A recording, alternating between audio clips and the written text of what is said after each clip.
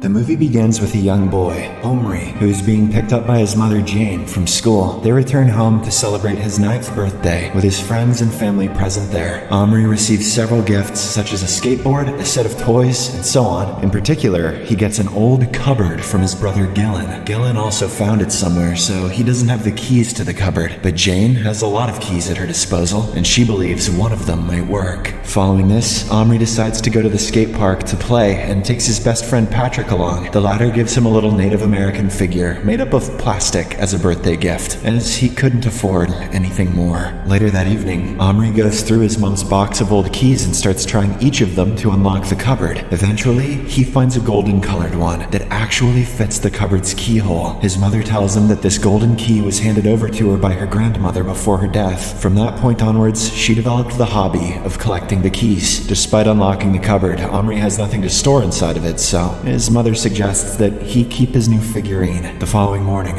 Omri is awakened by a light tapping sound coming from the cupboard. As he approaches it, the key suddenly pops out from inside. He picks it up and opens the cupboard, only to find the Indian figurine that has magically come to life. Fascinated, Omri tries to touch the tiny man, but the latter perceives him as a threat and pricks his finger with a dagger. This part scared me when I was 3 years old. He further addresses Omri as a demon and a giant, but before the two can communicate, Omri's father Victor summons him to get ready for school. The boy then quickly locks up the cupboard to keep it a secret from everyone. Later, at school, Omri tells Patrick that the figurine he gifted was awesome and that he loved it. He then waits anxiously for the school day to end. As soon as he arrives home, he rushes straight to his room, but much to his dismay, the Indian has reverted to his original plastic form. But that night, Omri overhears the tapping sound one more time. Overjoyed, he rushes to open the cupboard and finds the tiny man alive again. Although initially frightened, the man introduces himself as Little Bear, an 18th century Iroquois from the Wolf clan. He assumes that Omri is a great spirit called the Peacemaker in a child's form. As the two go on conversing, they quickly form a friendship. Little Bear explains that he learned English in 1761 when he was fighting in the French and Indian War on the side of the British. Omri then picks him up in his hand and brings him out of the cupboard. Shortly after, he gets a plastic teepee for the tiny man to sleep in, but the latter is unsure of the strange material that it's made from. As a result, Omri puts the teepee in the cupboard, transforming it into a real miniature dwelling. Later that night, the boy decides to test the capabilities of the magical cupboard. He goes to get lots of Barbie dolls.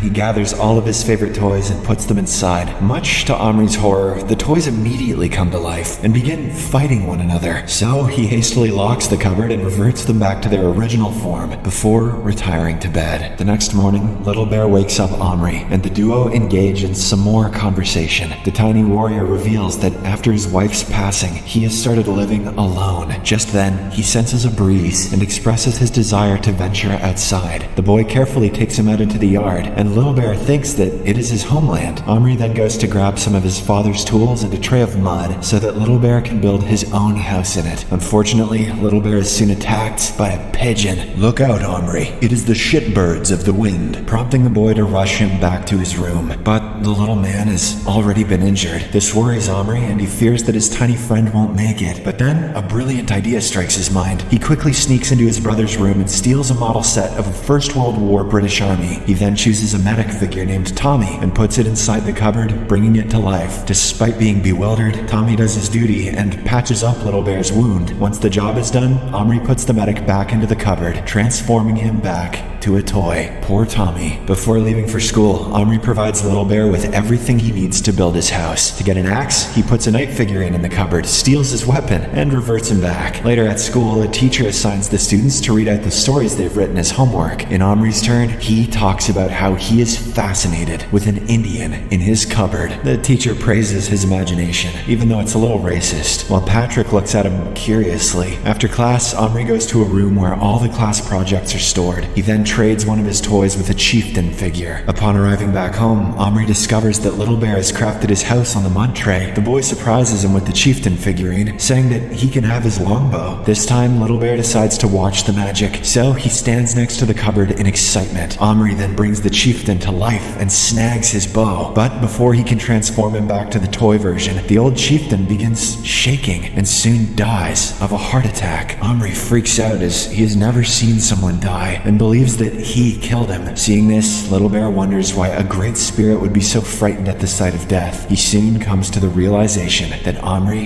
is just a child and not a spirit. He then suggests that the boy send the chieftain back to his original place. Heeding to his suggestion, Omri locks the dead chieftain in a cupboard, transforming him back to plastic. But before he can take it away, his father calls him, prompting him to head downstairs. Omri, it's time for dinner. Time to stop murdering Native Americans. Dad is upset as he can't find his saw blades. In order to hide the truth, Omri lies that he buried them and can't remember where. This enrages Dad, but he doesn't want to punish the boy. He understands that before iPads, all kids had to do was bury saw blades in the yard. So he simply hands him some money, instructing him to buy another set. In the next scene, Omri is seen exiting the hardware store when a bully pushes him against the wall and steals his change. This leaves him distressed, and he feels like he's a loser. After a while, as he is sitting by the road, Patrick shows up with a plastic cowboy on a horse that can go with the Indian. Meanwhile, at home, Little Bear prepares the chieftain's body for burial. Sometime later, Omri brings Patrick to his home. As they walk towards the room, they find his brothers looking at Little Bear's house. Omri immediately asks his brothers to leave, after which he starts searching for Little Bear. He locates the tiny man hiding under the table and introduces him to Patrick. Shocked, Patrick wonders how the toy came to life, to which Omri discloses the secret about his magical cupboard. Just then, his father calls him to ask for the saw blades. Before he leaves, Omri warns his best friend against touching the cupboard. But by the time he gets back, Patrick has already brought the plastic cowboy to life. This cowboy introduces himself as Boone from 1879, but he tears up upon seeing the giant kids. Patrick decides to leave for now, but he convinces Omri to bring the tiny men to school the next day. Shortly after, Boone spots Little Bear and intends to shoot him, perceiving him as a threat. But Omri quickly intervenes and puts him in a drawer. Unfortunately, the next morning, he wakes up to find Little Bear and Boone engaged in a shootout. Take that! Take that! Pew, pew, man! The boy immediately gets up and stops them from fighting. Later on, he takes the two tiny men to school by placing them inside a fanny pack. While inside, the two of them introduce each other and start conversing. No matter what side you're on, the fanny pack humbles all. They soon bond over their memories of the rivers and terrain they used to travel along. Little Bear reveals how his wife died due to chicken pox, bringing Boone to tears. While Omri goes in front of the class for a presentation, Patrick holds the fanny pack. During a class break, Patrick decides to show the tiny men to some classmates, but Omri stops him just in time, reminding him of the secret. Patrick asserts that he can show his toys to anybody he likes, but Omri claims that they are real humans, not toys. Their argument draws the teacher's attention, who then asks Patrick to show what's in the fanny pack. Omri yells that they're just plastic toys, which the tiny men hear. As a result, they act like plastic figurines as Patrick takes them out, successfully fooling the teacher. In the aftermath, the two friends reconcile and decide to sleep over at Omri's place. They then steal an Indian tribal girl from the school, intending to make her Little Bear's wife. Once they arrive home, Omri presents the Indian girl figurine to Little Bear, saying that she'll be his wife. Getting your toys laid is every child's dream. But just when he proceeds to transform it, he realizes that the cupboard